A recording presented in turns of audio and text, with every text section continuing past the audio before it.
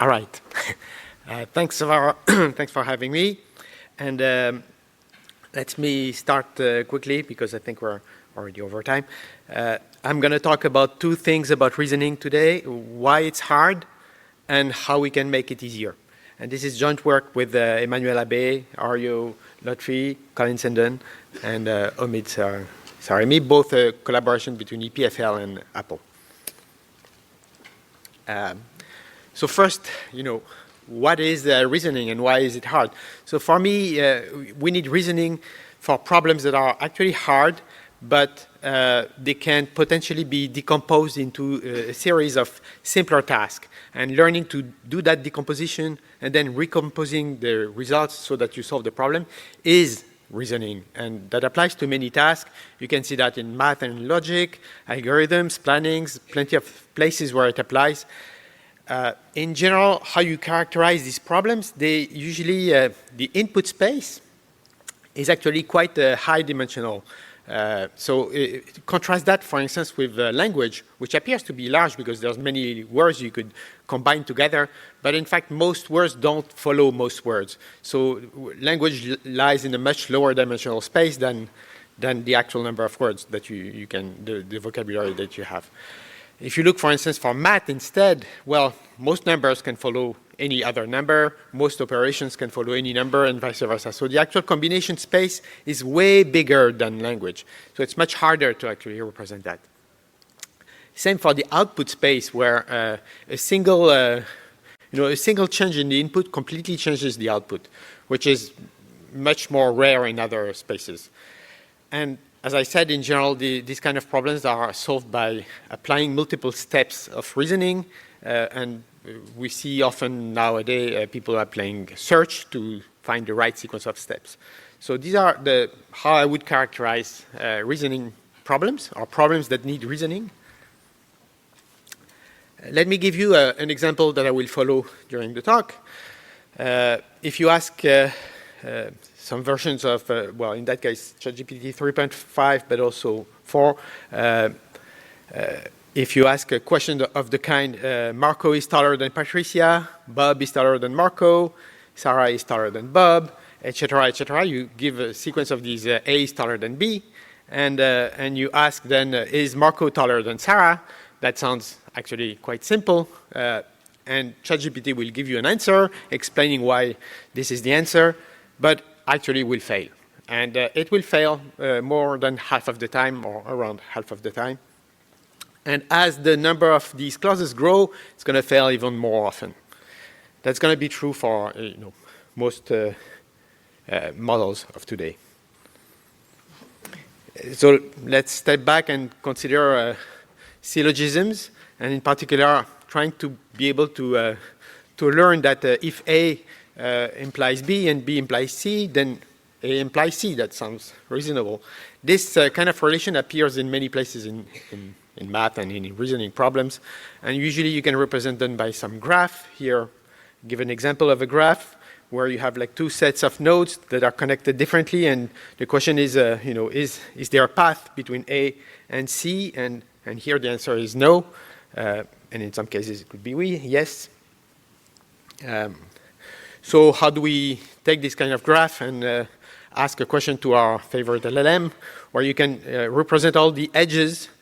Here, for instance, there's an edge between J and B. There's an edge between A and X, etc. And you put all these edges, and at the end, you're asking, is A connected to B? So that's the way we represent the graph and the question about the graph. And the target here is 1 or 0. And the question is that hard? And if it's hard, does it depend on the number of edges that you have? Does it depend on the distance between A and M? What makes it hard? So let's try first what happens if I try with random graph. So I just generate a graph that has the same number of nodes and edges, here 24, and I'm only going to consider problems where when they are connected, they are less than 4 edges away from each other, so should be easy. And indeed, it is. You can see that on the test set, you quickly get a reasonable validation error or accuracy here. But did it actually learn the right thing? Or did it actually learn something that's based on some spurious correlation, which unfortunately often happens and is hard to detect? So what we did was to now test on a very particular case of the distribution where we're going to talk about, the examples that we're going to test are a subset of the random ones, but they are a particular subset where you only see cycles, 1 or 2 cycles. In the 2-cycle case, the edges won't be connected.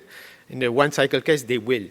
And when you train the model, when you take the model that you trained on random graph and test it on this particular case of graphs, you see that actually you get to 50% accuracy. It's basically random. You didn't learn anything. So what you actually learned in the random case was various spurious correlation things that are related to the distribution of the edges and the distances, and nothing else. You actually didn't learn to do the task. So that's a problem. Be careful when you get good results. So let's go back to the hard case to understand why it's hard. So let's consider this case where we're going to have 2n nodes, and they will be either organized in 2 cycles, like on the left, or in 1 cycle, like on the right. And you still have the question: are these 2 nodes connected to each other? But here in this extreme case, there's no easy statistical correlation you can find between the 2 classes. They all have the same degree, the same number of edges. Everything seems similar, so you won't be able to use any spurious correlation to solve the problem. And indeed, what we see when we do that is you can train models that will be able to solve that problem, but as the number of nodes in your problem grows, the number of training iteration and training examples you need to provide also grow, and it grows exponentially, actually. And so the problem with exponentials is that it's quite easy to get an n that no model will basically be able to solve. And that's the problem that we can see empirically, but we're going to study more theoretically. So for that, we need to introduce a new measure, which we call the globality degree, that we are going to use to characterize how hard these problems are. And it's a very intuitive measure. It's just the number of tokens you need from the input together with the actual distribution of the tokens, so that you have a chance to achieve a performance that is slightly better than chance. So not even more than that, but that's already difficult. So that's the globality degree. How many of the inputs you need to see at the same time to take a decision that is not random? That's what this equation says.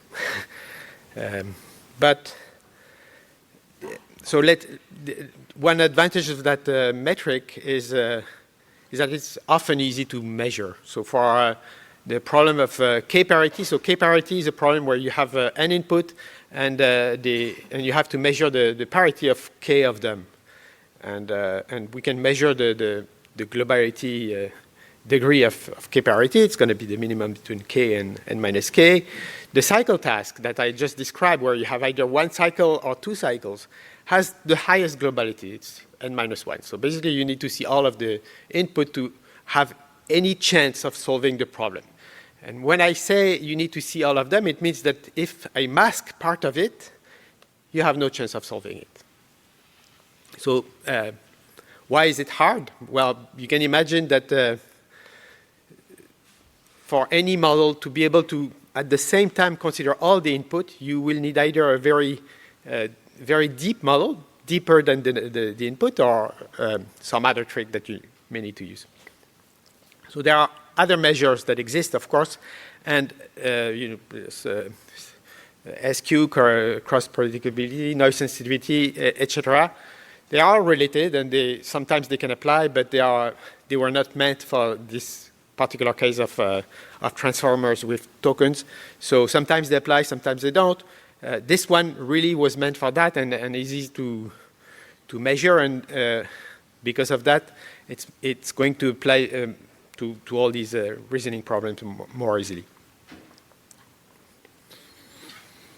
So first, a conjecture, basically saying you can only train a transformer on a task that has a constant or low globality. So if your task has a higher or high globality, you won't be able to train a regular transformer. And that corresponds to what we were seeing in the informal experiments. We also have a theorem to prove it in some cases, which you can see in the paper. Roughly here, we don't consider the 1 versus 2 cycles, but instead the 1 versus 3 cycles for various technical reasons. But it's the same idea, and we can prove that you won't be able to train a transformer with gradient descent on that task in a reasonable amount of time and example. So that's a practical limitation, unfortunately. So that's bad, but what can we do?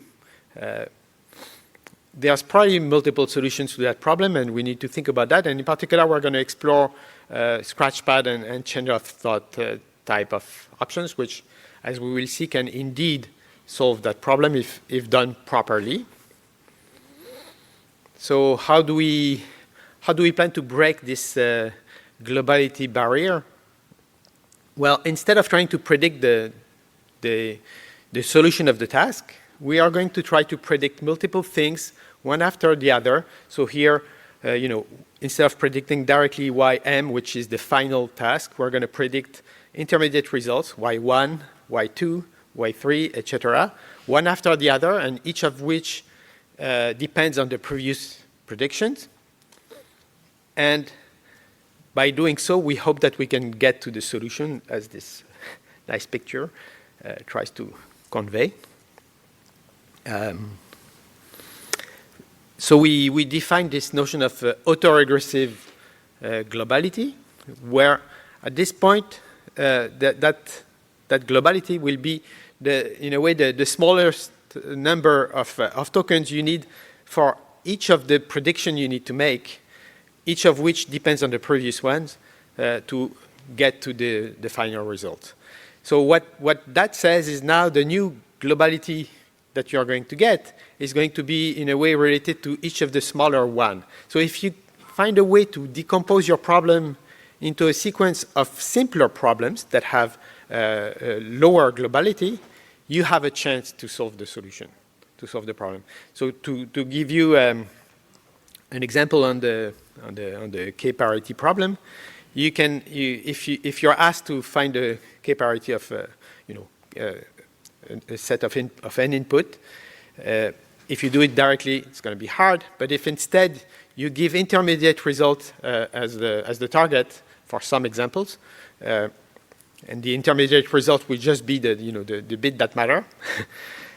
First x1, and then say x1 and x2, and then x1, x2, and x3, and each of which only add one more information to the final solution. Then you basically break well, you're missing part of the screen, sorry. But you're breaking the globality barrier, because now the globality of each of these steps is basically going to be 2, a fixed number and a low number. And that includes the last one, because the last one is like the other one. So you went from like a high globality problem to a much lower globality problem by breaking it into sub-problems that now are feasible.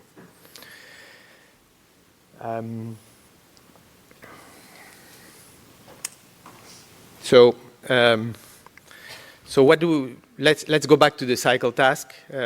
What would be an appropriate scratchpad or chain of thought approach to that? Well, it's going to be a DFS type of problem where you just need to start from a node and then follow one after the other, and you will either reach U again, and that's a a cycle or not reach the point that you want, and that means you are in 2 different cycles. So that's actually easy. How do you present that to the model? For training examples, you are going to show it how to do it. So here now, well, you don't see it because of it's in the back, it's in the bottom.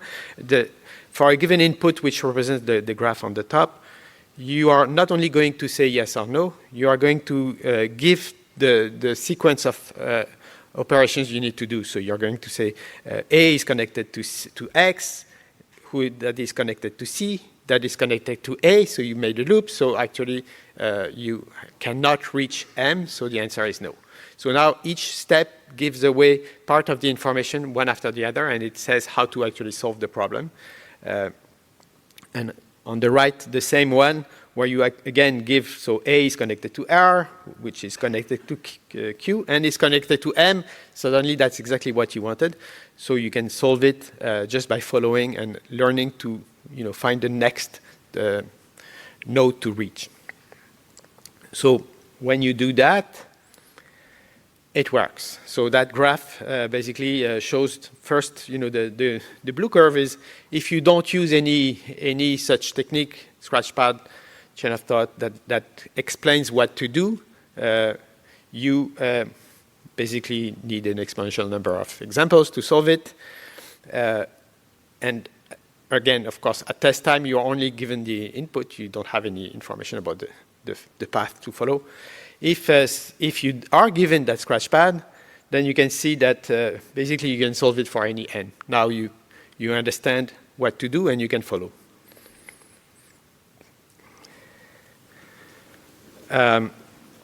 But this is nice, but it's not, let's be clear, it's not just because we added a scratchpad or a chain of thought that it's going to work. It needs to be the right one. So you have to actually design the scratchpad that will solve your problem. So if you take any random scratchpad, you can show that in expectation, it's not going to work with gradient descent. So you actually have to design your scratchpad. And not all scratchpad that can solve a problem can solve all of them.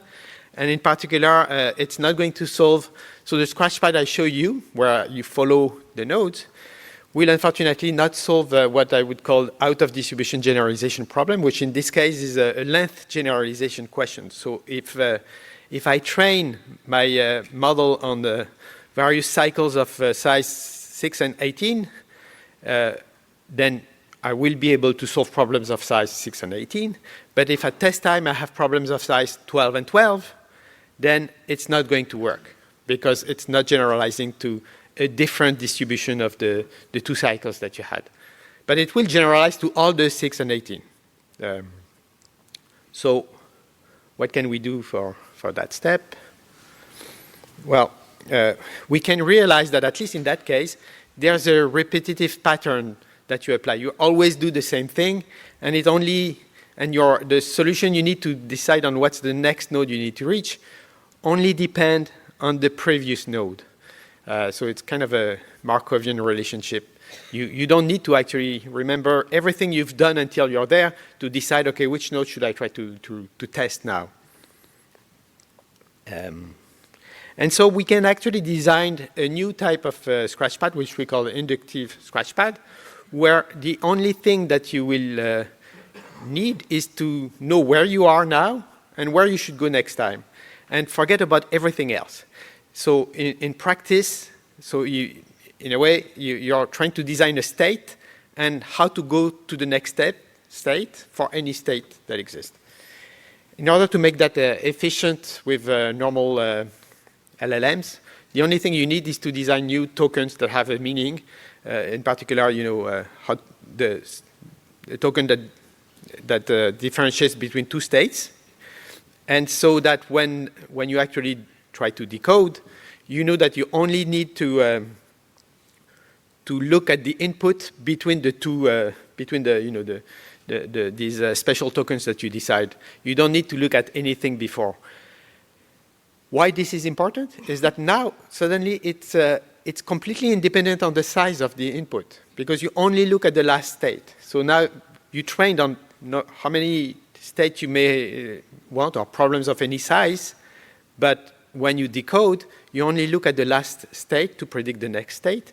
So if you do that, there's a high reason to think that it's going to work for any size of graphs that you have done. So that's why we call it the inductive scratchpad. It actually just, learn the inductive step that can solve these kind of problems. So it's not very difficult to implement that in any LLM. It's just a few tokens to add to your language model. What happens when you do that? Well, so in the graph now, what you see is in blue, it's the same thing as we saw. So it works on the training distribution, but it doesn't work on the test distribution that is different. But if you now use this inductive scratchpad, it also works for any length, actually, very quickly.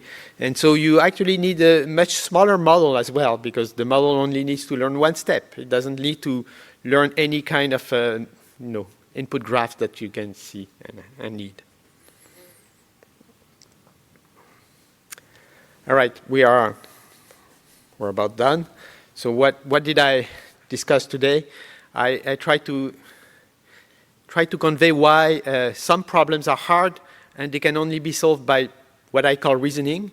And these reasoning problems are these problems that need reasoning usually need to be solved by decomposing hard problems into smaller problems.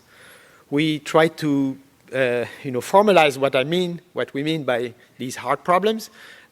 We define this metric, this measure, globality degree, and we show that it's a measure that is actually actionable. You can measure it from many problems, and that explains why some problems are going to be hard, no matter what the size of your model is. So that's really critical. Scale will not make it. It's not enough. You need something else. And this something else that we propose here is some particular version of a chain of thought or scratchpad that we call inductive scratchpad, which gives you not only what to do next for this kind of graph, but what to do next for any kind of graph, because you're assuming that the what to do next only depends on the short context, in that case, just the last state. And if you do that, not only you can solve these graph problems, you can solve it for any size of problems. So there is hope to solve these reasoning problems, of course. But don't expect that just scale will make it. You have to think a bit harder. And with that, I'm done.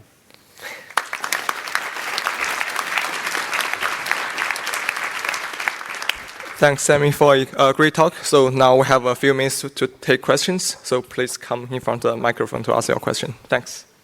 Hi, Sammy. I'm going to have a